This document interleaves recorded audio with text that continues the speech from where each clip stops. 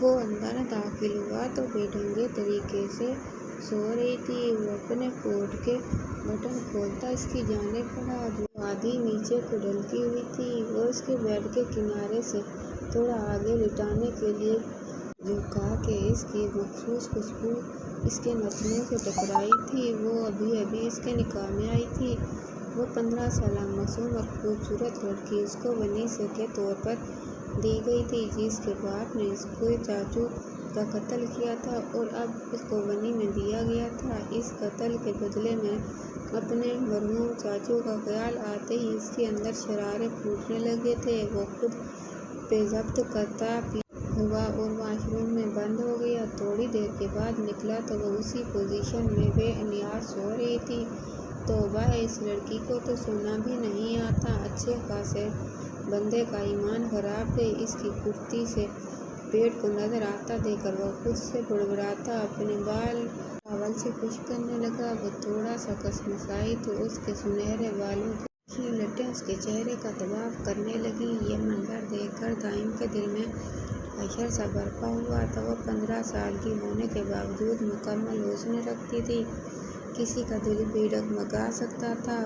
وہ تو پھر شوہر تھا۔ وہ بال خشک کر کے اس کی جانب آیا اور اس کے پاس جھک کر اس کو سیدھا لٹایا تاکہ وہ گر نہ جائے۔ ابھی اس کو چھوا ہی تھا دائم نے کہ وہ کرنٹ کھا کر بیدار ہوئی۔ آپ کون ہیں؟ وہ ڈر کے پیچھے ہوئی بولی۔ دائم دل کیا اپنا سر پیٹ لے۔ جس کو اپنے شوہر کا ہی نہیں پتہ تھا۔ وہی ہوں جس کے ساتھ تمہارا ابھی نکاح ہوا تھا۔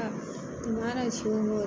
چبا چبا کر بولا۔ وہ آپ ہیں؟ وہ حیرت سے اپنے سے 15 سال بڑے اس خوبصورت سے شخص کو دیکھتے ہوئے بولی۔ جی میں ہوں، وہ کہتا ہوا اٹھ کھڑا ہوا اور بیڈ کی دوسری سائیڈ پہ آ گیا۔ میں ونی ہو کر آئی ہوں۔ پھر آپ مجھ پہ ظلم کریں گے، زبردستی اپنا حق لیں گے مجھ سے؟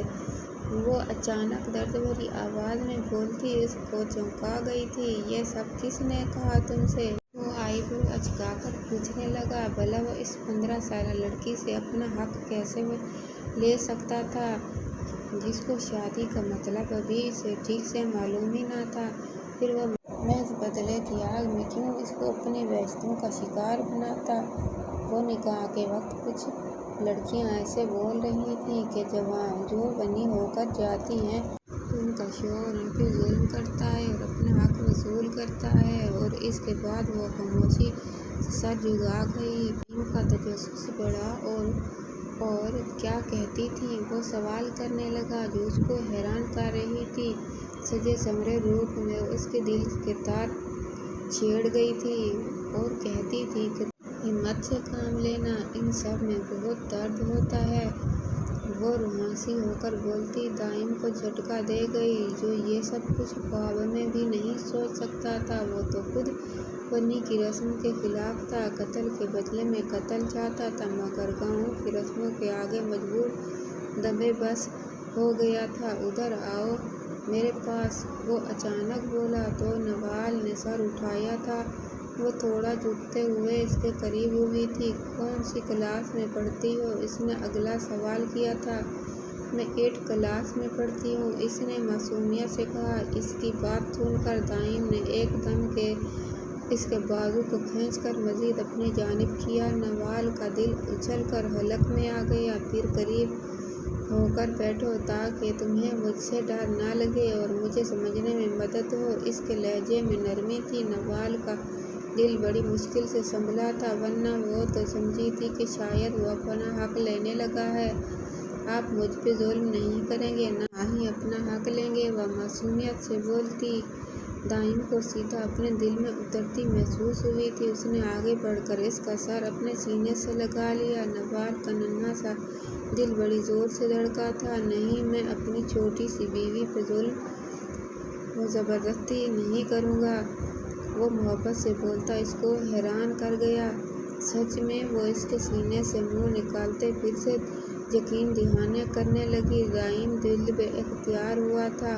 ہاں سچ میں، کہتے ساتھ میں اس نے نوال کی روشن پیشانی پہ اپنے لب رکھ دیے۔ وہ جی جان سے لرزی تھی۔ مجھ سے ڈرنے کی ضرورت نہیں ہے، میں دوسروں جیسا نہیں ہوں نوال، اس کا چہرہ تھام کر ریلیکس کرنے لگا جو ہولے ہولے کانپ رہی تھی۔ دائم کی بات پہ اس کا جسم کانپنا بند ہوا تھا۔ چلو اب سو جاؤ، مجھے بھی نیند آ رہی ہے، وہ اس کو اپنے احساس سے آزاد کرتا ہوا بولا تو وہ اپنی جگہ سے پرسکون ہو کر آنکھیں موند گئی۔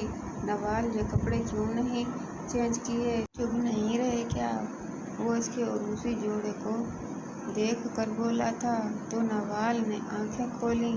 چبھ رہے ہیں لیکن میرے پاس کوئی اور سوٹ ہی نہیں، کیا کروں پھر؟ وہ منہ بنا کر بولی۔ وہ الماری کی جانب بڑھا اور اس میں سے اپنی ایک ٹراؤزر شرٹ نکال کر اس کو تھما دی۔ آج کی رات گزارا کر لو، کل تمہارے سارے کپڑے آ جائیں گے۔ وہ اس بات میں سر ہلاتی وارڈروب کی جانب بڑھ گئی۔ اب آگے پھر وہ امتحان میں پھنس گئی تھی۔ بال کرتی کی زپ میں اٹک کر رہ گئے تھے جو نکل نہیں رہے تھے۔ وہ بارہا کوششیں کر کے تھک چکی تھی۔ اس کو زیادہ وقت لگتا دیکھ کر دائم بھی پریشان ہو گیا۔ نوال ٹھیک ہو نا؟ اتنا ٹائم کیوں لگ رہا ہے؟ اس نے آواز دی تو وہ بے بسی سے لگتی دروازے تک آئی۔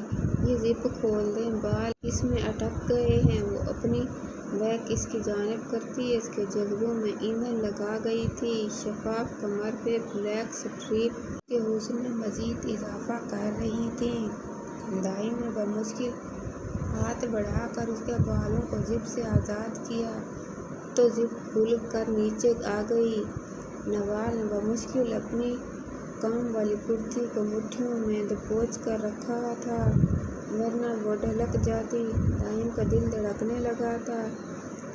ہو گیا ہے، اب کر لو چینج، وہ کہتا ہوا بیڈ کی جانب بڑھ گیا اور وہ چینج کر کے کچھ دیر بعد نکل آئی تھی۔ یہ لڑکی آج میرا امتحان لے کر ہی چھوڑے گی، اس کو اپنے ٹراؤزر شرٹ میں دیکھ کر مسمائر ہوتا بولا تھا جو سراپا حسن لگ رہی تھی۔ اس کا اپنے محظوظ جذبات پہ بند باندھنا مشکل ہو گیا تھا جبکہ وہ نفس کا غلام نہ تھا۔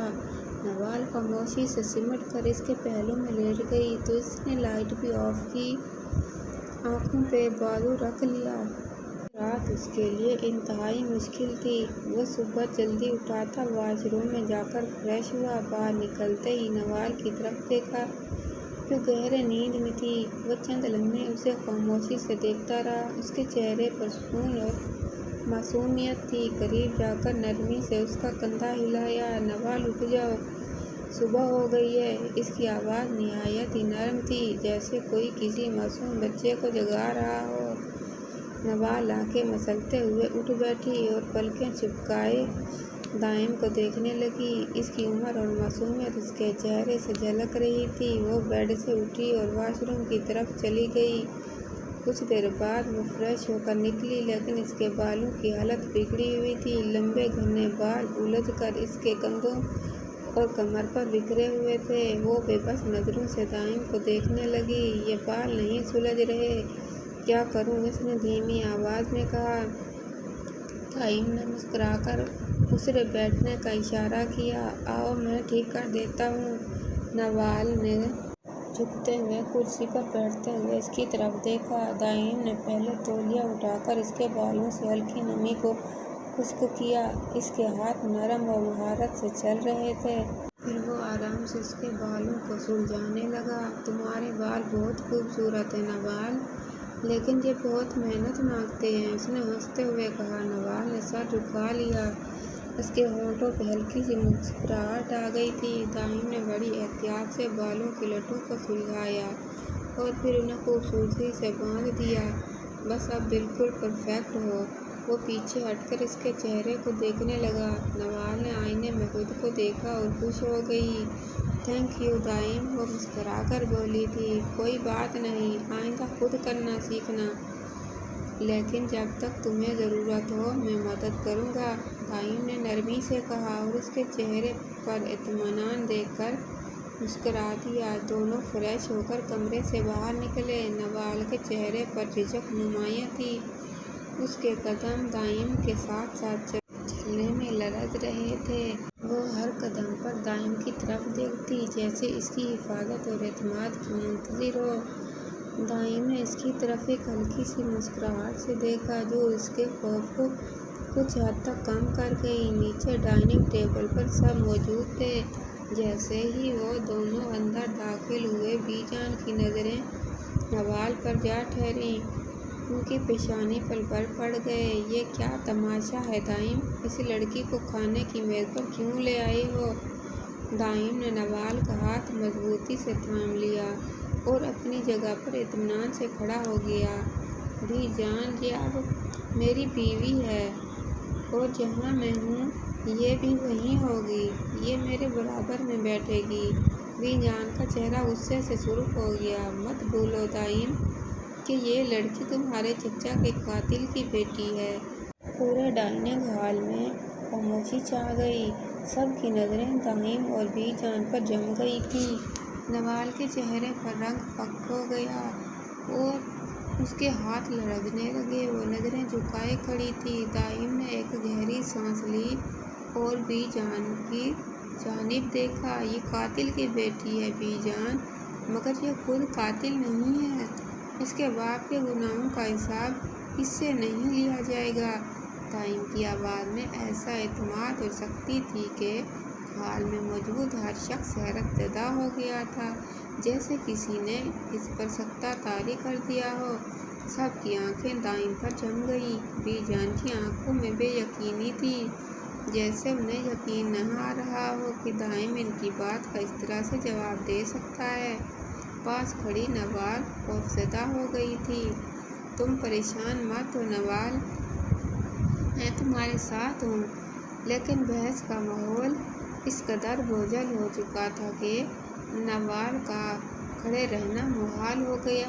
वो कांपते दिल के साथ खड़े रहने की कोशिश कर रही थी, लेकिन हर तरफ ये नज़रें उसे छलनी कर रही थीं। आओ ऊपर चलते हैं, वो उसकी हालत देखकर बोला था। बीजान ने गुस्से से कुछ बोलने की कोशिश की, लेकिन दाइम ने उनकी तरफ देखे बगैर नवाल को आराम से अपने साथ ले लिया और खामोश थी, मगर इसकी आंखों में आंसू थे।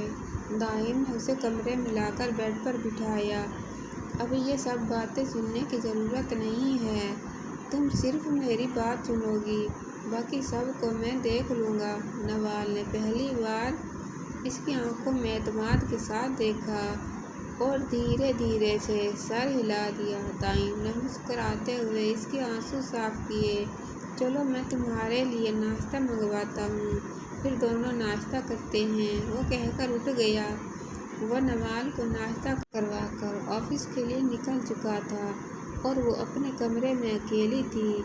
सुबह के तल्ख वाक़ियात के बाद उसका दिल बेहद बोझल था, मगर दाइम के तसल्ली बख्श अल्फाज ने उसे कुछ सुकून दिया था। वह थकन के बाइस दोबारा बिस्तर पर लेट गई और नींद की आगोश में चली गई।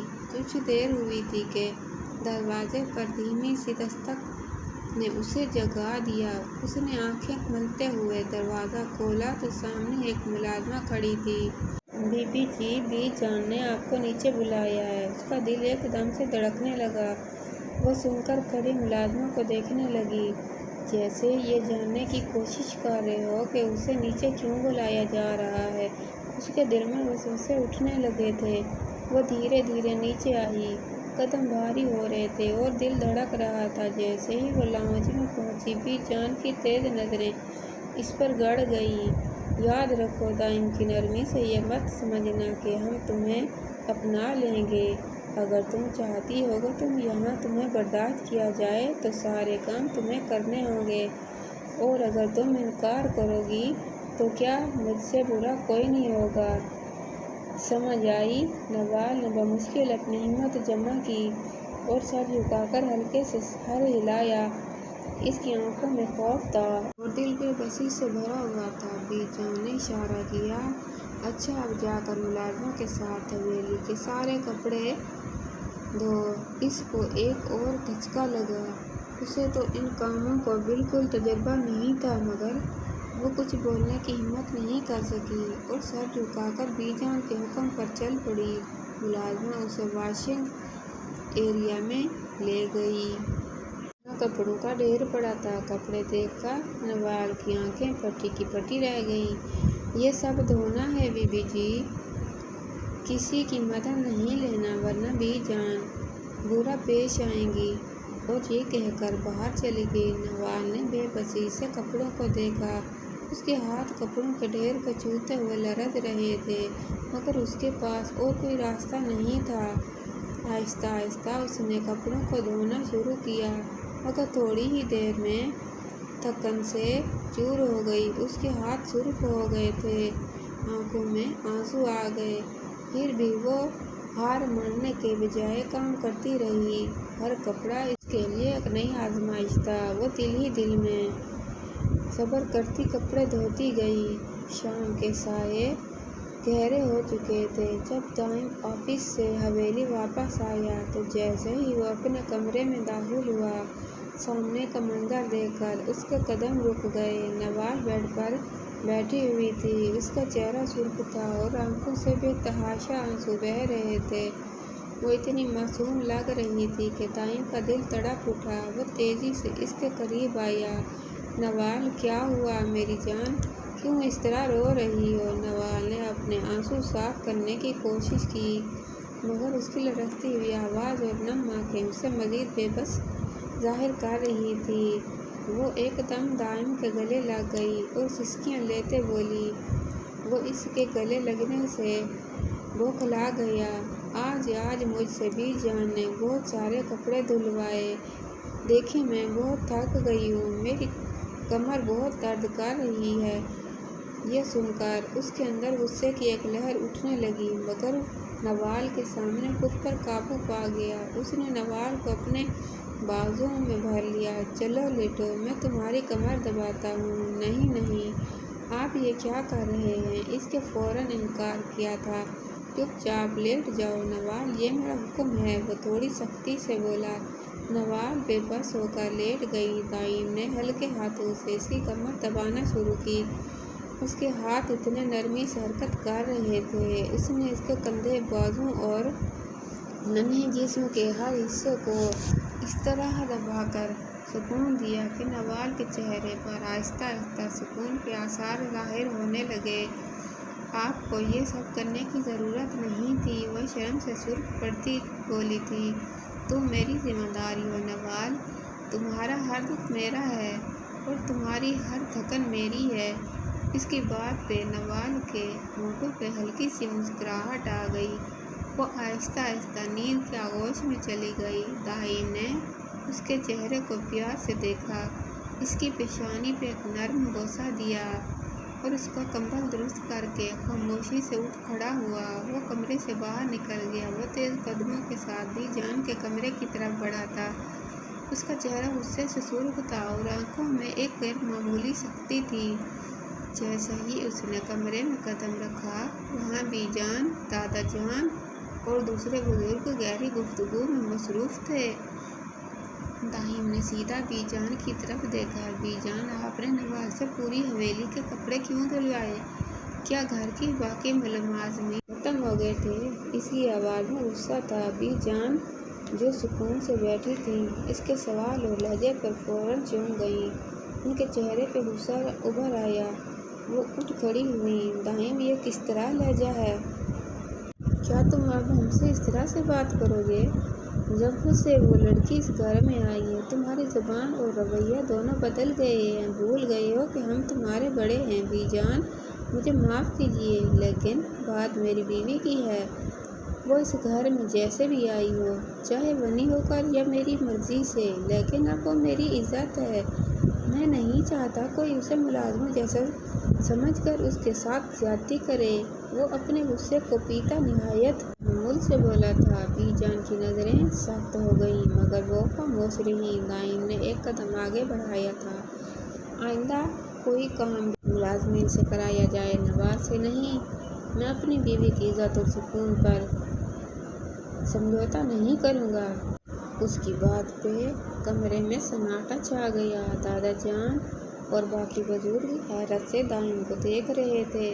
बीजान का गुस्से से कांपता हुआ चेहरा ان کی خاموشی کا گواہ بن چکا تھا۔ دائم نے ایک نظر سب پر ڈالی اور مضبوط قدموں کے ساتھ کمرے سے باہر نکل گیا، اپنے پیچھے ایک بھاری خاموشی چھوڑ گیا تھا۔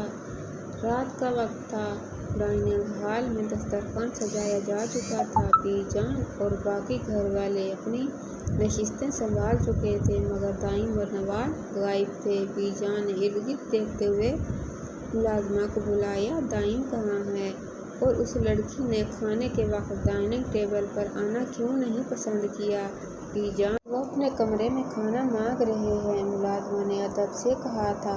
یہ سن کر بی جان کا چہرہ سرخ ہو گیا۔ جا کر دائم کو کہو فوراً نیچے آئے اور ڈائننگ ٹیبل پر کھانا کھائے، حویلی کے اصول اس طرح نہیں بدلتے، وہ غصے سے بولی تھی۔ ملازمہ سر ہلاتی ہوئی فوراً ان کے کمرے کی طرف چل دی۔ کمرے کے اندر دائم اور نوال سکون سے بیٹھے ہوئے تھے۔ نوال کے چہرے پر ایک عجیب سی شرمندگی کا امتزاج تھا، اور دائم اس کی طرف محبت بھری نظروں سے دیکھ رہا تھا۔ ملازمہ نے دستک دی تھی۔ صاحب جی، بی جان نے کہا ہے کہ آپ ڈائننگ ٹیبل پر آ کر کھانا کھائیں۔ بی جان سے کہہ دو میں اور نوال ڈائننگ ٹیبل پر نہیں آئیں گے، ہمارا کھانا کمرے میں ہی دیا جائے، یہ فیصلہ میرا ہے اور اس پر کوئی سمجھوتہ نہیں ہوگا، اس نے سنجیدگی سے کہہ کر دروازہ بند کر دیا۔ ملازمہ سہمے ہوئے انداز میں سر ہلاتی ہوئی واپس چلی گئی اور بی جان کو جا کر یہ پیغام دیا۔ بی جان جو پہلے ہی غصے میں تھیں، یہ سن کر مزید بھڑ گئیں، ان کے چہرے کی سختی اور نظروں کی چمک خوفناک ہو گئی۔ انہوں نے غصے سے میز پر ہاتھ مارا تھا۔ یہ لڑکی دائم کو ہم سے دور کرنے کی کوشش کر رہی ہے، یہ سب اسی کے تاثرات ہیں۔ بی جان کا دماغ نفرت اور غصے سے بھر چکا تھا، ان کے دل میں نوال کے لیے سازشی خیالات جنم لینے لگے تھے۔ نوال جو اپنی معصومیت میں دائم کی محبت سے مطمئن تھی، اس بات سے بے خبر تھی کہ بی جان کے دل میں اس کے خلاف نفرت کی آگ مزید بھڑک چکی ہے۔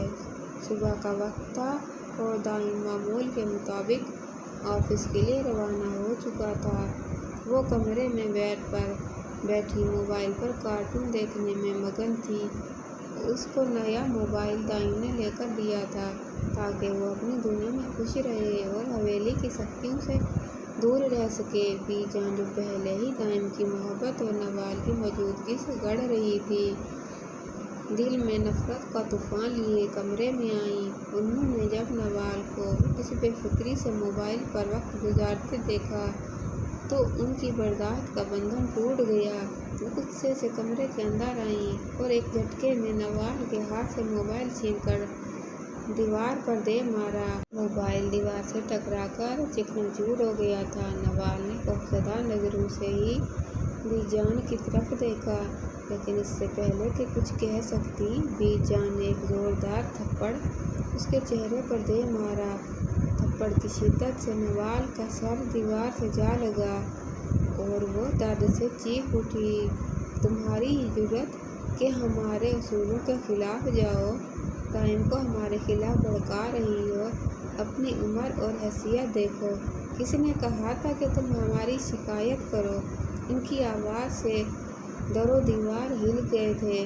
نوال جو دیوار کے ساتھ سہمی ہوئی کھڑی تھی، روتے ہوئے بمشکل بولی تھی، بی جان میں نے کوئی شکایت نہیں کی، لیکن اس بات کی مکمل ہونے سے پہلے ہی بی جان نے ایک اور تھپڑ اس کے منہ پر دے مارا۔ بی جان نے ملازمہ کو آواز دی، اسے نیچے لے کر آؤ۔ ملازمہ فوری طور پر کمرے میں داخل ہوئی اور نوال جو خوف اور بے بسی کے عالم میں تھی کو گھسیٹتے ہوئے نیچے لے جانے لگی۔ وہ زور زور سے چیخنے لگی تھی، مجھے چھوڑو، مجھے چھوڑ دو پلیز، لیکن اس کی آواز کسی نے نہ سنی۔ نیچے حویلی کے بڑے کمرے میں سب بزرگ اور حویلی کے دیگر افراد موجود تھے۔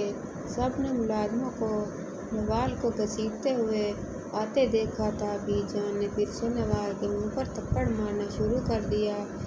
ہر تھپڑ کے ساتھ ان کے غصے کا اظہار مزید شدید ہوتا گیا۔ نوال کی چیخیں اور سسکیاں حویلی میں گونجنے لگی تھیں۔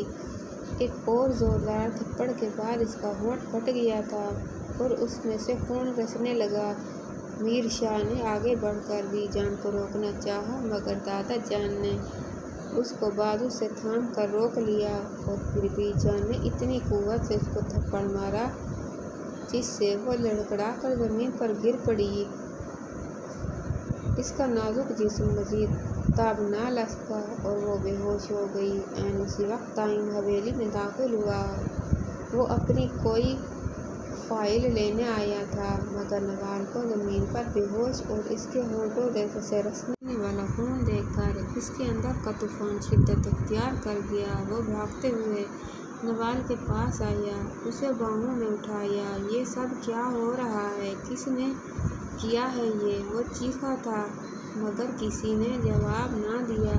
वो एक लम्हा भी ज़ाया किए बगैर नवाल को उठाकर हवेली से बाहर निकल गया और फौरन गाड़ी में डालकर अस्पताल की तरफ रवाना हो गया। नवाल की बेहोशी और चेहरे पर लगे जख्म उसकी रूह को चीर कर रख गए थे। उसके दिल में सिर्फ एक सवाल गूंज रहा था, आखिर क्यों इस मासूम के साथ ऐसा? उसने गाड़ी की रफ्तार बढ़ा दी थी। नवाल इसकी गोद में बेहोश पड़ी थी। इसके होंठ से खून निकल रहा था और चेहरे पर थप्पड़ों के निशान साफ देखे जा सकते थे।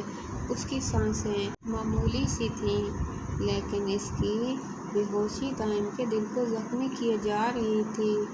अस्पताल पहुंचते ही वो उसे फौरन इमरजेंसी में ले गया।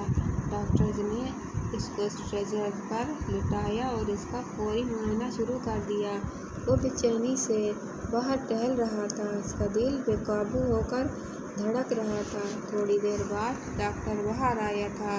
आपकी पेशेंट को काफ़ी शदीद तशद्दुद का सामना करना पड़ा है, जिसकी वजह से वो बेहोश हो गई थी। हमने उन्हें ड्रिप लगा दी है। खुशकिस्मती से इनकी हालत खतरे से बाहर है। लेकिन डॉक्टर के अल्फाज रुक गए, जैसे वह मज़ीद कुछ कहना चाहते थे। लेकिन क्या डॉक्टर साहब, साफ साफ बताएं, ताइम ने बेकरारी से पूछा था। देखिए, इन पर जिस्मानी तशद्दुद किया गया है और ये किसी भी हालत में दुरुस्त नहीं है। एक मासूम कम उम्र बच्ची पर इस तरह का जुल्म नाकाबिल कबूल है। आपको इनका ख़ास ख्याल रखना चाहिए था। ये सुनते ही ताइम की रूह जैसे लरज़ गई। उसके दिल पर एक अजीब सा बोझ आन पड़ा था। वो खुद को इस बात पर मलामत करने लगा कि इसने नवाल को हवेली में छोड़ा ही क्यों। इसकी मासूमियत, इसका नाजुक वजूद और उसके खिलाफ हवेली वालों की शफ़क़त, ये सोच कर दाइम का दिल फटने लगा। नवाल को वार्ड में मुंतकिल कर दिया गया था। वो इसके पास बैठ गया। इसका हाथ थमे अपनी आंखों से बहने वाले आंसू रोकने की नाकाम कोशिश करने लगा। वो उसके चेहरे पर पड़े जख्मों को देख रहा था, जो उसकी बेबसी और दर्द के गवाह थे। उसने दिल ही दिल में एक फ़ैसला कर लिया था कि वो नवाल को अब कभी हवेली वापस लेकर नहीं जाएगा। वो इस मासूम को इन बेहिस्सों के दरमियान में मज़ीद नहीं छोड़ सकता।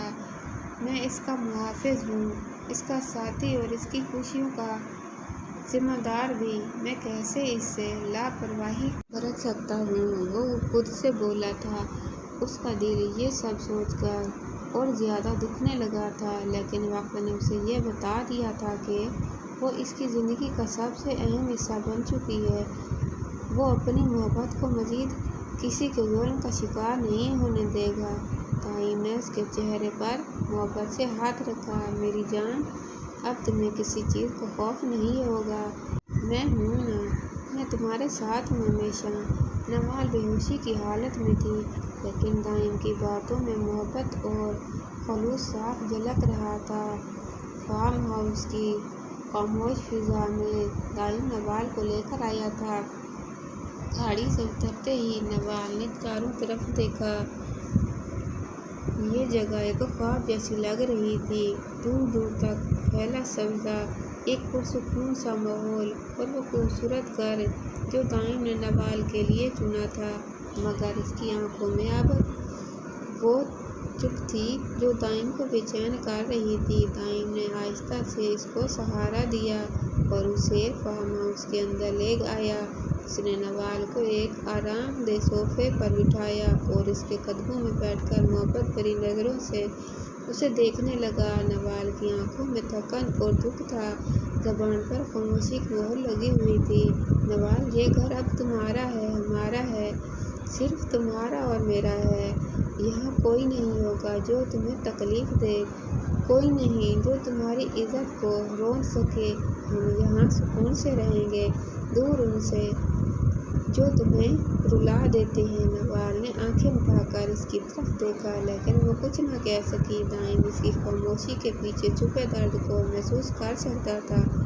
وہ اٹھ کھڑا ہوا۔ ٹھہرو، میں تمہارے لیے کچھ کھانے کو لاتا ہوں، وہ کہہ کر کچن کی جانب بڑھا۔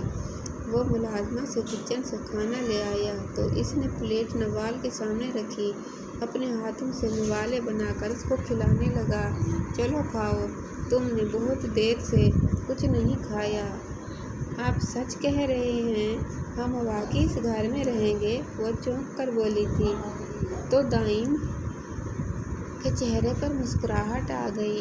ہاں نوال، یہ گھر صرف تمہارا اور میرا ہے، یہاں کوئی اور نہیں ہوگا، کوئی ظلم کرنے والا، کوئی تکلیف دینے والا۔ یہ گھر صرف تمہارے لیے ہے، تمہارے سکون کے لیے۔ وہ محبت سے بولا تھا۔ اس کی آنکھوں میں معصوم سی چمک آ گئی۔ وہ بچوں کی طرح خوش ہو گئی اور بے اختیار دائم کے گلے لگ گئی۔ دائم نے ہلکے سے اسے تھپ تھپایا۔ تھوڑا سا فاصلہ رکھ کر بات کیا کرو میرا بچہ، ورنہ پھر خود ہی مشکل میں پڑ جاؤ گی۔ وہ اس کے ہونٹوں کا لمس اپنے سینے پر محسوس کرتا مخموس لہجے میں بولا تھا۔ کیا مطلب؟ کون سی مشکل؟ نوال نے حیرانی سے پوچھا۔ کچھ نہیں، تم آرام کرو کمرے میں جا کر، میں یہ برتن رکھ کر آتا ہوں۔ دائم نے اسے شرارتی نظروں سے دیکھ کر کہا تھا۔ آنکھوں کی طرح اس کو دیکھ کر رہ گئی تھی۔ دائم کی معنی خیز بات اس کے سر کے اوپر سے گزر گئی تھی۔ وہ دائم کے فون پر کارٹون دیکھنے میں مگن تھی اور دائم اس کے پاس بیٹھا لیپ ٹاپ پر کام کر رہا تھا۔ نوال کی معصوم سی ہنسی اور کارٹون کے کرداروں کی آوازوں نے ماحول کو ہلکا پھلکا بنا رکھا تھا، لیکن اچانک دائم کے فون کی اسکرین پر کال آنے لگی۔ نوال نے بے دھیانی میں فون اٹھایا اور اسکرین پر نظر دوڑائی۔ اس پر لکھا ہوا بی جان اس کے ذہن کو الجھا گیا۔ آپ کے فون پر کال آ رہی ہے، اس نے آہستہ سے کہہ کر فون دائم کو پکڑا دیا۔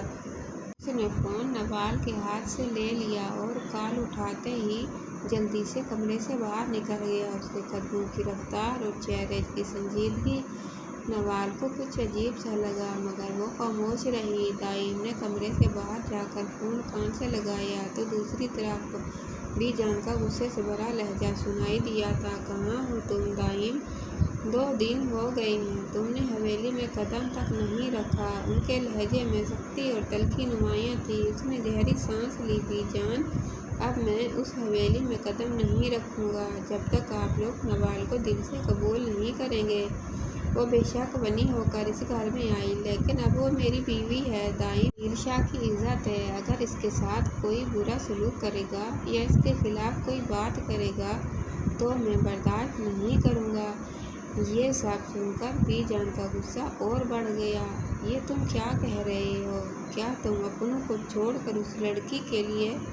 دائم نے بیچ میں ہی ان کی بات کاٹ دی۔ اس کی آواز میں ایک غیر معمولی ٹھہراؤ اور سختی تھی۔ بی جان، میں نے اپنا فیصلہ کر لیا ہے، جب تک آپ لوگوں کے دلوں سے نوال کے لیے نفرت ختم نہیں ہوتی، میں اس گھر میں واپس نہیں آؤں گا۔ یہ کہہ کر اس نے بنا کسی توقف کے فون بند کر دیا۔ بی جان دوسری طرف سلجھ کر رہ گئی۔ ان کے چہرے پہ بے بسی اور غصے کے ملے جلے آثار تھے۔ دائم نے فون بند کر کے ایک لمحے خود کو سنبھالا، گہری سانس لی اور اپنے اندر کے غصے کو قابو میں لاتے ہوئے کمرے کی طرف واپس لوٹ آیا۔ کمرے میں واپس آتے ہی دائم نے نوال کی طرف دیکھا جو اب اس کے لیپ ٹاپ پر کارٹون دیکھنے میں مگن تھی۔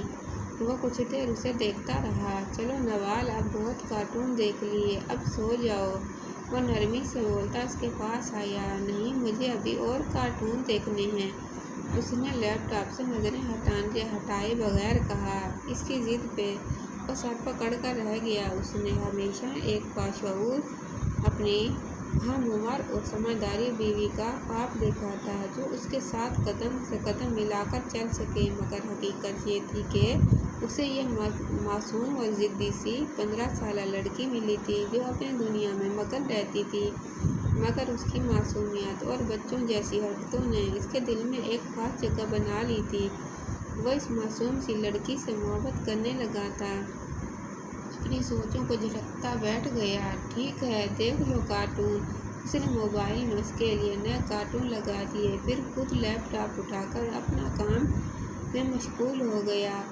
دونوں اپنے کام میں مشغول تھے کہ اچانک لائٹ چلی گئی۔ نوال کے چہرے پر خوف کے آثار نمودار ہوئے۔ وہ یکدم اچھل کر دائم کی گود میں آ بیٹھی۔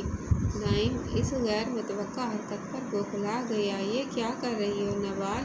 کچھ نہیں ہوتا، آرام سے بیٹھو، آ جائے گی لائٹ، وہ سنبھل کر بولی۔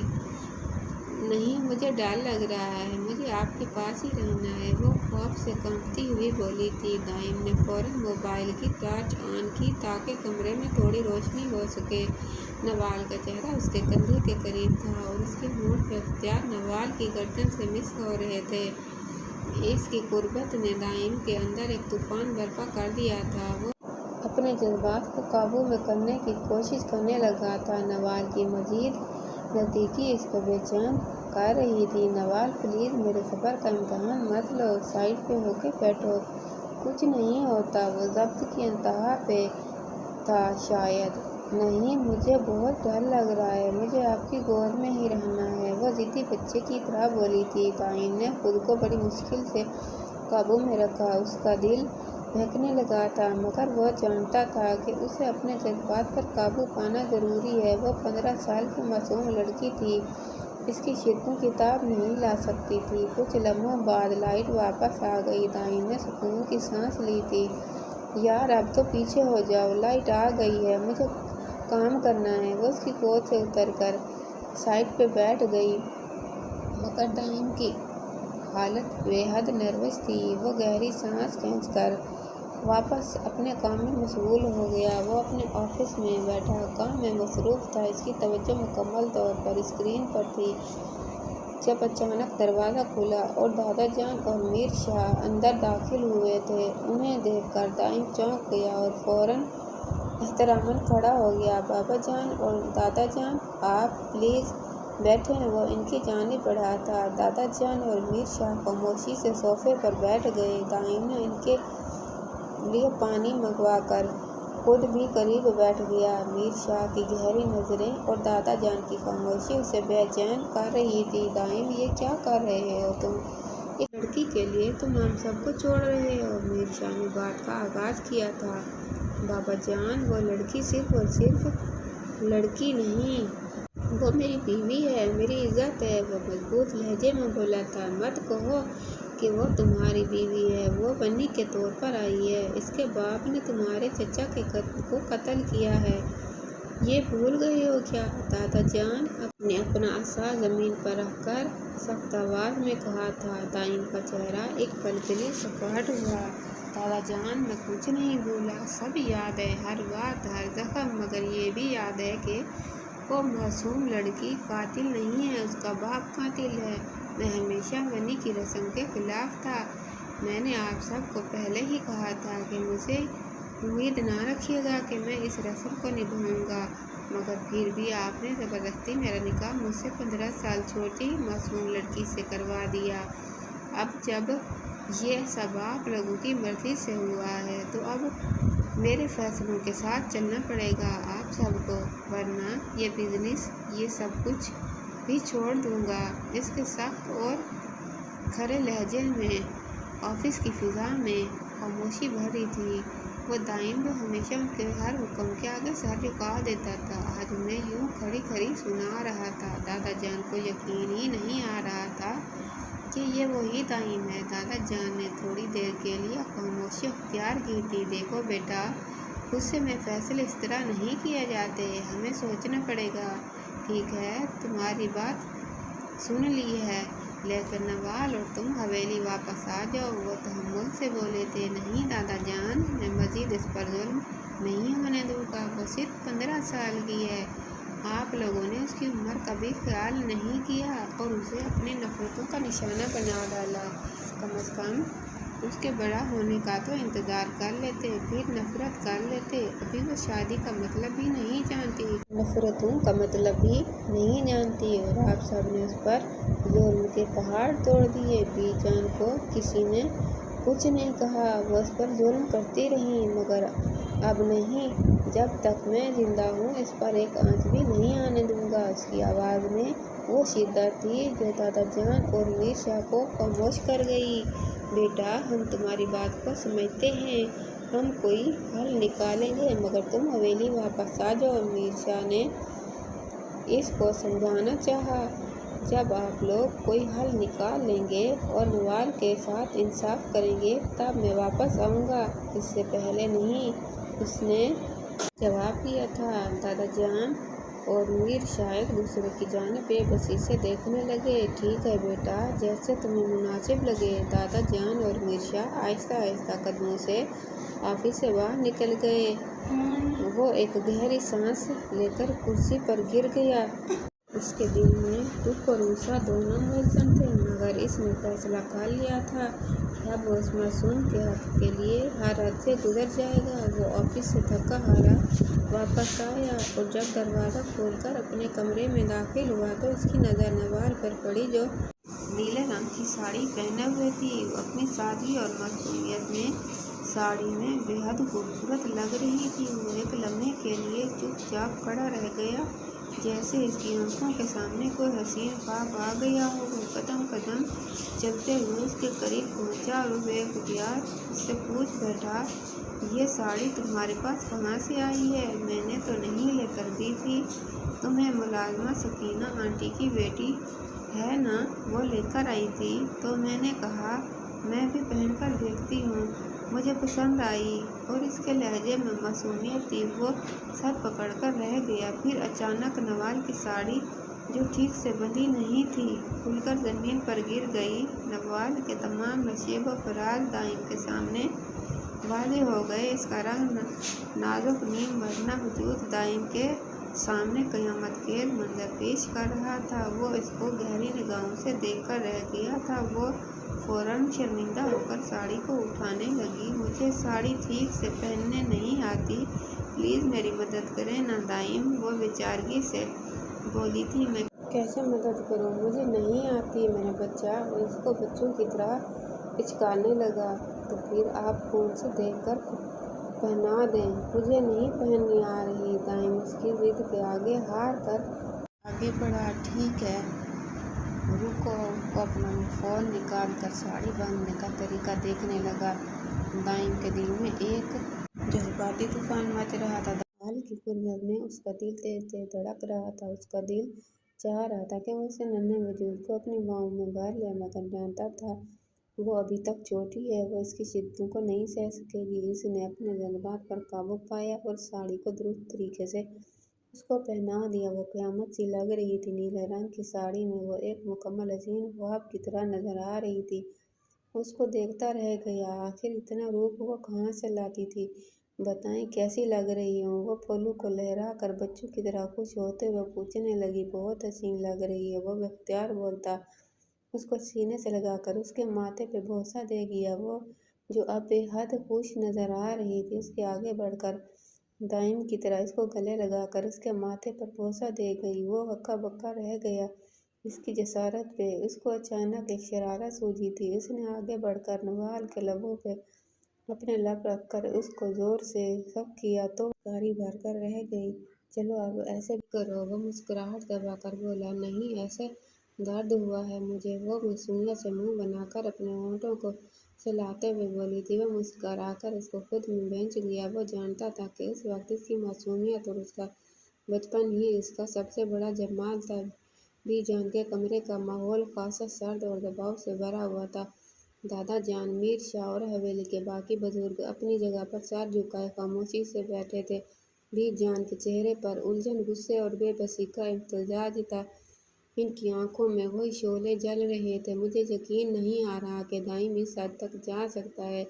یہ وہی دائم ہے جو ہمیشہ میری ہر بات مانتا تھا، اور اب تم لوگ اسے منانے کے لیے اس کے آفس تک گئے، لیکن وہ پھر بھی واپس نہیں آیا۔ آخر ایسا کیا جادو کر دیا ہے اس لڑکی نے؟ کیا بات ہے جو اس نے اسے اس حد تک بدل دیا؟ بی جان جو بھی ہے، ہمیں اب حقیقت کو تسلیم کرنا ہوگا۔ اس نے واضح الفاظ میں کہہ دیا کہ جب تک ہم نوال کے ساتھ اپنا رویہ درست نہیں کرتے وہ اس گھر میں قدم نہیں رکھے گا۔ ہمیں اس کی بات ماننی پڑے گی، ورنہ یہ مسئلہ اور بڑھ جائے گا۔ میر شاہ نے تفصیل سے انہیں آگاہ کیا۔ بی جان نے اپنے چہرے پر الجھن کا تاثر مزید گہرا کر لیا۔ ان کی پیشانی کی شکلیں واضح ہو گئیں۔ انہوں نے ایک گہری اور طویل سانس لی تھی۔ اس کا مطلب ہے کہ ہم اس چھٹانگ بھر کی لڑکی کے سامنے جھک جائیں جو ونی کی رسم کے تحت اس گھر میں آئی تھی، جس کے باپ نے ہمارے خاندان کا خون بہایا۔ بی جان جوان خون ہے۔ اگر وہ ہم سے اور بدگمان ہو گیا تو اسے واپس لانا ممکن نہیں ہوگا۔ آپ جانتی ہیں وہ ہمارے خاندان کا واحد چشم و چراغ ہے۔ اگر وہ ہم سے دور چلا گیا تو ہماری نسل کا تسلسل خطرے میں پڑ جائے گا۔ ہمیں دانشمندی سے کام لینا ہوگا۔ دادا جان جو اب تک خاموش تھے، اپنی چھڑی پر جھکے ہوئے سر کو اٹھا کر دھیمی آواز میں بولے، میر شاہ ٹھیک کہہ رہا ہے۔ دائم کو کھونا ہمارے لیے بہت بڑا نقصان ہے۔ ہمیں اس کی بات ماننی ہوگی، ورنہ معاملہ ہمارے ہاتھوں سے نکل جائے گا۔ بی جان نے ایک لمحے کے لیے سوچا، جیسے اپنے اندر کے جذبات کو قابو پانے کی کوشش کر رہی ہوں۔ ان کی آنکھوں میں وہی سختی تھی، لیکن وہ اس وقت حالات کے آگے جھکنے پر مجبور نظر آ رہی تھیں۔ ٹھیک ہے، دائم کو پیغام بھیج دو کہ ہم اس کی شرط ماننے کے لیے تیار ہیں۔ نوال کے ساتھ کوئی ظلم و زیادتی نہیں کی جائے گی، اور اس کے ساتھ ویسا ہی سلوک ہوگا جیسے اس حویلی کی بہو کے ساتھ ہونا چاہیے۔ اسے بتاؤ کہ وہ واپس آ جائے۔ یہ کہتے ہوئے بی جان اپنی جگہ سے اٹھ گئی۔ ان کی آنکھوں میں غصے کا اثر اب بھی باقی تھے۔ 2 ماہ کا عرصہ کیسے بیتا انہیں معلوم ہی نہ تھا۔ فارم ہاؤس کی خاموشی اور پرسکون ماحول نے ان دونوں کو مزید قریب کر دیا تھا۔ نوال جو پہلے سے ایک معصوم اور ضدی تھی، دائم کے ساتھ رہتے ہوئے آہستہ آہستہ سمجھدار ہو رہی تھی۔ دائم کے دل میں بھی اس کے لیے محبت کے جذبات پہلے سے بھی کہیں زیادہ گہرے ہو چکے تھے۔ ابھی بھی وہ دونوں بیڈ پر ایک ساتھ لیٹے تھے۔ دائم نے اسے نرمی سے گلے لگایا ہوا تھا اور وہ اس کے سینے پر سر رکھے اپنی باتوں میں مصروف تھی۔ اس کی معصومیت ہمیشہ دائم کے چہرے پر ایک مسکراہٹ لے آتی تھی۔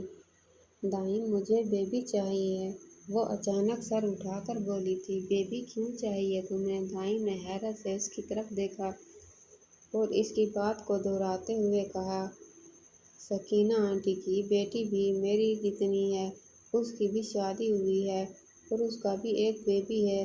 وہ اتنا چھوٹا اور پیارا ہے، اس لیے مجھے بھی بیبی چاہیے، وہ فوراً اسے بولی تھی۔ اس کی معصومیت اور بچوں جیسی خواہش پر وہ ہنس پڑا۔ اچھا، میرے بیبی کو بیبی چاہیے؟ اس کی مسکراہٹ میں شرارت بھی شامل ہو گئی تھی۔ ہاں، نوال نے فوراً سر ہلا کر کہا، چلو پھر بیبی لانے کے لیے جو کہوں گا وہ کرنا پڑے گا۔ دائم نے نرمی سے اس کے بالوں کو چھوا۔ ٹھیک ہے، وہ معصومیت سے بولی تو وہ گہرا مسکرایا۔ چلو پھر، پہلے میرے لپس پر کرو۔ نوال نے شرماتے ہوئے دائم کے چہرے کی طرف دیکھا، پھر آہستہ سے اس کے لبوں پہ جھک کر ہلکی سی بائٹ کر گئی۔ دائم نے پرسکون ہو کر اپنی آنکھیں بند کر لیں۔ اب میرے اوپر آؤ، وہ سرگوشی نما انداز میں بولا تھا۔ وہ تھوڑا سا جھجکی، لیکن دائم کی محبت اور خلوص نے اسے اعتماد دیا ہوا تھا۔ وہ آہستہ سے دائم کے قریب ہو کر اس کے اوپر آ کر بیٹھ گئی۔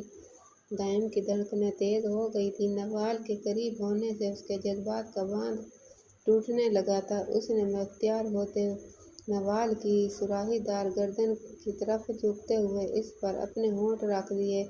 نوال نے ایک لمحے کے لیے سکون محسوس کیا، لیکن جیسے ہی دائم کی شدتیں بڑھنے لگیں وہ سسکنے لگی۔ دائم کی قوت اور جذبات کی شدت میں اس کی برداشت سے باہر ہونے لگی تھی۔ وہ اچانک رونے لگی۔ اس کے آنسو دائم کے دل پر گرے جیسے کسی نے گرم لوہا رکھ دیا ہو۔ وہ فوراً پیچھے ہٹ گیا اور خود کو कोसने लगा। इसने जल्दी से नवाल को गले लगा लिया, इसके आंसू साफ किए। बस अब कुछ नहीं करूँगा, रोना बंद करो नवाल। उसको सीने से लगाए नरमी से बोला, दाइम मुझे दर्द हुआ था, वो हिचकियों से रो रही थी, मुझे माफ़ कर दो मेरी जान, मैं तुम्हें तकलीफ नहीं देना चाहता था, आइंदा ऐसा नहीं होगा, मैं वादा करता हूँ। दाइम ने इसके माथे पर बोसा दिया और अपनी आवाज़ को भरपूर नरमी देते हुए कहा था और इसके साथ लिपटकर लेट गई। दाइम ने उसे मज़ीद संभाल कर अपने करीब कर लिया और उसे सुकून देने के लिए इसके बालों में हाथ फेरने लगा। इसकी आंखों से आंसू थम गए, लेकिन दाइम की बेचैनी बढ़ती गई। अपने मूड और जज्बात को संभालने की कोशिश कर रहा था जो उस मासूम को गुर्बत में मचलने लगते थे। वो अपने कमरे में अलमारी से कपड़े निकालकर ऑफिस जाने की तैयारी कर रहा था। सूरज की हल्की रोशनी खिड़की के पर्दों से छिनकर कमरे में दाखिल हो रही थी। नवाल भी करीब ही बेड पर बैठी हुई थी। इसकी नज़रें दाइम पर जमी हुई थी, जो ब्लैक शर्ट पहनते हुए खासा मसरूफ़ और हैंडसम लग रहा था। अचानक इसके फ़ोन की घंटी बजी। उसने फ़ोन उठाया। स्क्रीन पर बाबा जान का नाम देखकर रुक गया। जी बाबा जान, खैरियत? उसने फ़ोन कान को लगा लिया। दूसरी तरफ से मीरशाह की गहरी और पुरसुकून आवाज़ सुनाई दी थी, दाइम बेटा, हम सब ने फैसला कर दिया है, तुम्हें और नवाल को अब किसी किस्म की ज़बरदस्ती या ज़्यादती का सामना नहीं करना पड़ेगा। अभी जान ने नवाल को अपनी बहू के तौर पर तस्लीम कर लिया है, हम सब उसे अपना चुके हैं, तुम दोनों अब वापस आ जाओ। इनकी बात सुनकर दाइम के हाथ लम्हा भर को रुक गए। ये सब अचानक कैसे हुआ? बी जान मान गई? वो हैरान हुआ था। हाँ बेटा, ये सब तुम्हारी ज़िद और नवाल के तुम्हारी मोहब्बत को देख कर हुआ है। हमें एहसास हो गया है कि नवाल हमारी बहू है और उसे वैसा ही मकाम मिलना चाहिए। अब कोई मसला नहीं होगा। दाइम ने गहरी सांस ली और कुछ लम्हे के लिए खामोश रहा। ठीक है बाबा जान, मैं कुछ दिनों में नवाल के साथ हवेली में वापस आता हूँ। कुछ देर के बाद वो बोला था, यही बेहतर है बेटा, हम तुम्हारा इंतज़ार करेंगे। फ़ोन बंद करते हुए दाइम ने कुछ सोचते हुए एक नज़र नवाल पर डाली, जो खामोशी से उसे देख रही थी। बाबा जान का फ़ोन था, वो चाहते हैं कि हम हवेली वापस चलें, सब ने तुम्हें अपना लिया है, सचमुच मुझे कबूल कर लिया सब ने? उसने हैरत और खुशी के मिले जुले तासुरात के साथ पूछा था। हाँ, सब ने तुम्हें कबूल कर लिया है नवाल, अब तुम्हें कोई परेशानी नहीं होगी, तुम्हें कोई परेशान नहीं करेगा, वो मुस्कुराकर बोला था। नवाल ने आहिस्ता से सर हिलाया, उसकी आंखों में खुशी की झलक आ गई थी। दाइम ने नरमी से इसके करीब जाकर इसके सीने से लगा लिया। अब बस तुम्हें थोड़ा इंतज़ार करना होगा, हम जल्दी वापस चले जाएंगे। इसने खामोशी से इस बात में सर हिला दिया और वो अपने काम की तैयारी में दोबारा मसरूफ़ हो गया। उसके चेहरे पर अब सुकून और खुशी के तासुरात नुमायाँ थे। वो भी अपनों से मिलने के लिए बेताब था। दोपहर का वक्त था। हवेली के दरवाजे पर गहमा गहमी थी। मुलाज़मीन हाथों में गुलाब के फूल लिए कतार में खड़े थे और हवेली की बड़े दरवाजे को रंगीन फूलों की माला से सजाया गया था। दरवाजे के करीब दादा जान, बी जान और मीरशाह चची जान खड़े थे, जिनके चेहरों पर मुस्कुराहटें नुमायाँ थीं। सबको मालूम था कि आज 3 माह बाद दाइम और नवाल वापस आ रहे हैं और ये लम्हा उनके लिए खुशियों का बाइस था। जैसे ही गाड़ी दरवाजे पर आकर रुकी, दाइम ने गाड़ी का दरवाज़ा खोला और बाहर निकला। वो सियाह शलवार कमीज़ में हमेशा की तरह बावक़ार लग रहा था। नवाल भी आहिस्ता से बाहर निकले, आसमानी रंग के लिबास में बच्चों जैसी मासूम मुस्कुराहट लिए। मुलाज़मीन ने इन दोनों पर गुलाब के फूल नछावर किए और हवेली का माहौल खुशबू से मअतर हो गया था। दादा जान ने आगे बढ़कर दाइम को गले लगाया। इनकी आंखों में खुशी और फ़ख्र का मिला जुला तासुर था। बेटा, तुम्हारे वापस आने से हवेली की रौनक लौट आई है, दादा जान ने जज्बात से लबरेज लहजे में कहा था।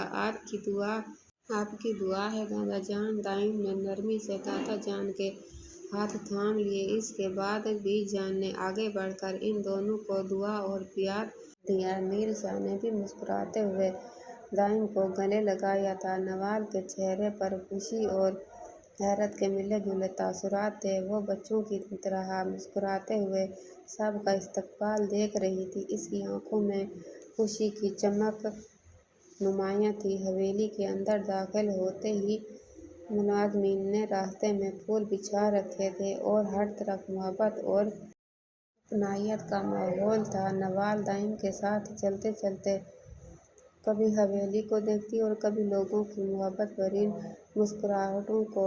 وہ دل ہی دل میں دعا کر رہی تھی کہ یہ خوشیاں ہمیشہ قائم رہیں۔ جلد ہی سب دسترخوان پر جمع ہو گئے تھے۔ کھانے کی میز پر رنگ برنگے کھانوں سے سجی ہوئی تھی۔ سب نے ہنسی مذاق کے درمیان کھانا کھایا۔ نوال ہر کسی کے ساتھ پر اعتمادی سے بات کر رہی تھی اور دائم اسے دیکھ کر دل ہی دل میں خوش ہو رہا تھا کہ اس کا فیصلہ درست ثابت ہوا تھا۔ کھانا پرسکون ماحول میں کھایا گیا تھا۔ ان کو حویلی آئے کافی مہینے ہو گئے تھے۔ سب کا رویہ نوال کے ساتھ بدل گیا تھا۔ وہ تتلیوں کی طرح پوری حویلی میں اڑتی پھرتی رہتی تھی مگر کوئی روک ٹوک نہ تھی۔ بی جان بھی اپنا دل اس کی طرف صاف کر چکی تھی۔ کوئی اس کی طرف میلی نظر سے نہیں دیکھتا تھا کیونکہ وہ اپنے ہونہار پوتے کو اس وجہ سے کھونا نہیں چاہتی تھی۔ وہ ابھی آفس سے حویلی لوٹا تھا کہ دادا جان نے اس کو بلایا۔ وہ خاموشی سے ان کے کمرے کے دروازے پر دستک دے کر اندر داخل ہوا۔ دادا جان اپنی آرام والی کرسی پر بیٹھے تھے اور ان کے چہرے پر ایک سنجیدہ سی مسکراہٹ تھی۔ آؤ بیٹا بیٹھو، دادا جان نے محبت سے کہا۔ وہ ان کے قریب صوفے پر بیٹھ گیا اور احترام سے ان کی طرف دیکھنے لگا۔ جی دادا جان، آپ نے بلایا تھا۔ دائم تم جانتے ہو کہ یہ خاندان تمہارے دم سے قائم ہے۔ تم ہماری اکلوتی وارث ہو اور ہم چاہتے ہیں کہ یہ وراثت تمہاری نسل تک جائے۔ تم ہمیں پوتے کی خوشی دو، بنا کسی تمہید کے بولے تھے۔ دائم ان کی بات سن کر چونک گیا۔ ہاں بیٹا، اب ہمیں وارث چاہیے۔ وقت آ گیا ہے کہ تم ہمیں ایک پوتے کی خوشی دو۔ نوال کے ساتھ تمہاری شادی کو کچھ وقت ہو چکا ہے۔ اب ہم سب چاہتے ہیں کہ اب ہماری اگلی نسل کی بنیاد رکھی جائے۔ اس نے دادا جان کی بات سن کر گہری سانس لی تھی۔ دادا جان، نوال ابھی بہت چھوٹی ہے۔ وہ صرف 15 سال کی ہے۔ میں جانتا ہوں وہ اس ذمہ داری کو نہیں سمجھ سکتی۔ بیٹا، ایک لڑکی 13 سال کی عمر میں بالغ ہو جاتی ہے، یہ قدرتی بات ہے۔ نوال تمہارے ساتھ بہت اٹیچ ہے اور اگر تم اسے محبت اور نرمی سے سمجھاؤ گے تو وہ تمہاری بات مان لے گی۔ ہمیں یقین ہے کہ وہ تمہاری خوشی میں اپنی خوشی دیکھے گی۔ وہ تو جیسے ہتھیلی پہ سرسوں جمائے بیٹھے تھے۔ وہ بے بس ہوا۔ اس کا چہرہ کسی گہرے اضطراب کا شکار لگ رہا تھا۔ دادا جان، میں نوال کو سمجھاؤں گا لیکن مجھے خود وقت چاہیے۔ میں اس معاملے میں جلدی نہیں کرنا چاہتا۔ وہ میرے لیے کانچ کی گڑیا کی طرح ہے۔ میں نہیں چاہتا کہ کسی بھی وجہ سے اس کا دل یا جسم پر کوئی بوجھ آئے۔ وہ تحمل سے اپنے دل کی بات کہہ گیا تھا۔ بیٹا، ہمیں معلوم ہے کہ تم اسے کتنا چاہتے ہو لیکن ایک بات یاد رکھو، ہماری نسل کا تسلسل ضروری ہے۔ یہ حویلی، یہ زمین، یہ وراثت سب تمہاری ذمہ داری ہے اور اس ذمہ داری کا حق تب ادا ہوگا جب ہماری اگلی نسل کا وجود ہوگا۔ دادا جان نے نرم لہجے میں اسے سمجھایا تھا۔ وہ خاموشی سے ان کی بات سنتا رہا۔ وہ اندر ہی اندر شش و پنج میں مبتلا تھا۔ اسے یہ سمجھ نہیں آ رہا تھا کہ وہ اس معاملے کو کیسے سنبھالے۔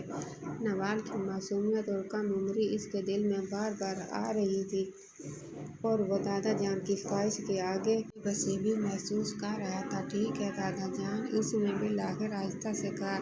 میں آپ کی خواہش کو جلد پورا کرنے کی کوشش کروں گا۔ دادا جان نے مطمئن ہو کر اس کے کندھے پر ہاتھ رکھا۔ ہمیں تم پر بھروسہ ہے بیٹا، تم ہمارے خاندان کی امید ہو۔ دائم نے ہلکی مسکراہٹ کے ساتھ سر ہلایا لیکن اس کے دل میں ایک बोझ सा महसूस हो रहा था। उसने नवाल के लिए बहुत से ख्वाब देखे थे। वो उसकी तालीम मुकम्मल करवाना चाहता था और वो नहीं चाहता था कि कोई भी ऐसा फैसला इसकी मासूम ज़िंदगी पर असर डाले। लेकिन दादा जान की ख्वाहिश और ख़ानदानी उम्मीदों के आगे उसके पास कोई दूसरा रास्ता नहीं था। वो परेशान सा चेहरा लिए कमरे में दाखिल हुआ था। इसके कदमों में वो ठहराव न था जो आम तौर पर इसकी शख्सियत का हिस्सा था। नवाल जो बेड पर बैठकर इसके मोबाइल पर कार्टून देखने में मगन थी। क्या हुआ, थके हुए लग रहे हैं? वो उसकी तरफ देखते हुए मुस्कुराकर बोली थी। कुछ नहीं, बस थोड़ा सा परेशान हूँ। इसने नवाल की तरफ देखा और हल्के से सर हिलाया। परेशान क्यों हैं, मुझे बताएं, शायद मैं कुछ कर सकूं। नवाल ने मोबाइल एक तरफ रख दिया और करीब आकर उसके हाथों को थाम लिया और मुस्कुराकर उसके नन्हे हाथों को देखने लगा जिसमें इसके हाथ थे। तुम्हें याद है, तुमने कहा था कि तुम्हें बेबी चाहिए। इसकी बात है पे नवाल की आंखों में खुशी की चमक आ गई। हाँ, चाहिए ना, कब मिलेगा मुझे बेबी? वो अपनी अजली मासूमियत से बोली थी। नवाल, तुम्हें मालूम है कि बेबी कैसे आता है? दाइम ने गहरी सांस ली और इसकी तरफ संजीदगी से देखकर कहा। नवाल ने उलझन भरी नज़रों से उसे देखा और नफ़ी में सर हिला दिया। नहीं, मुझे तो नहीं पता, लेकिन आप तो सब कुछ जानते हैं ना, आप ही बेबी ले आएं।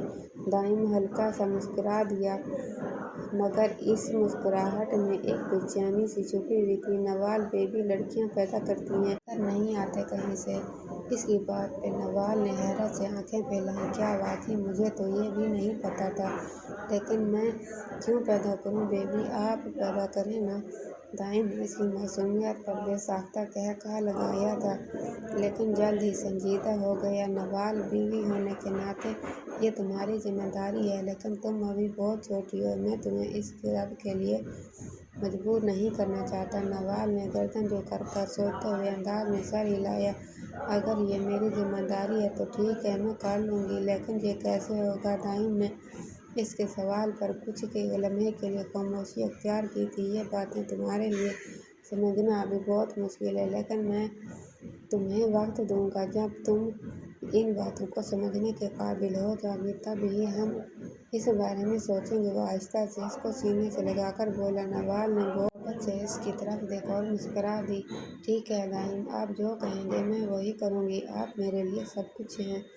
दाइम ने मुस्कुराकर इसके माथे पर नरमी से बोसा दिया और खुद से वादा किया कि वो उसे कभी भी किसी दबाव या तकलीफ में मुब्तला नहीं करेगा। इसकी मासूमियत, उसकी भरोसामंद मुस्कुराहट ने दाइम के दिल को सुकून बख्शा था, मगर अंदर ही अंदर वो दादा जान की ख्वाहिश के बोझ तले दब रहा था। 3 साल बाद आज इसकी 18वीं सालगिरह थी। आज वो पूरे 18 साल की हो गई थी। इस 3 साल के अरसे में दाइम शाह की मोहब्बत ने उसे एक हसीन दोशीज़ा बनाकर उभारा था। वो याकूती हुस्न के मालिक थी, जो उसे देखता देखता ही रह जाता था। वो इस कदर हसीन व जमील थी, मगर दाइम शाह अब तक अधूरा था। उसने इसके बड़े होने का बड़ी शिद्दत से इंतज़ार किया था और अपने मुँह जोर जज्बों को 3 साल तक सुलाता आ रहा था। उसने दादा जान और बी जान को भी अपने 3 साल के इंतज़ार की सूली पर लटका रखा था, जो उससे पोते के ख्वाहिशमंद थे, मगर उसके कहे के मुताबिक नवाल के 18 साल होने का इंतज़ार कर रहे थे। रात के सालगिरह की तकरीब के बाद वो थकी हुई वार्डरोब से ड्रेस चेंज करके ड्रेसिंग टेबल के आगे बैठी अपने हाथों पर लोशन लगा रही थी। दाइम अभी तक कमरे में नहीं आया था। वो दोस्तों में बैठा था। अभी उसको कुछ देर ही हुई थी कि कमरे का दरवाज़ा खुला। इसने मुड़कर देखा तो दाइम इसको देखकर मुस्कुराता हुआ इसके जानिब आया। मेरा 3 साल का सब्र ख़त्म हुआ, अब तो तुम नहीं बचोगी, वो कहते हुए साथ खींचकर इसको अपने साथ लगा चुका था। वो शर्माकर निगाहें झुका गई थी। जानती थी इसने अपने दाइम को बहुत इंतज़ार करवाया था। दाइम ने इसको अपनी बाहों में भर लिया और उठाकर बेड पे ले आया। वो शर्म से सुर्ख पड़ी आंखें बंद कर गई। दाइम ने आगे बढ़कर तमाम लाइट्स ऑफ कर दी और शर्ट लेस होता उस पे झुक गया। उसकी कुर्बत पाते ही दाइम की 3 सालों की तशन्नी और प्यास मिटी थी। वो دونوں آج کی رات مکمل ایک دوسرے کو پا چکے تھے۔ چاند ان کے ملن کی رات سمجھ کر بادلوں میں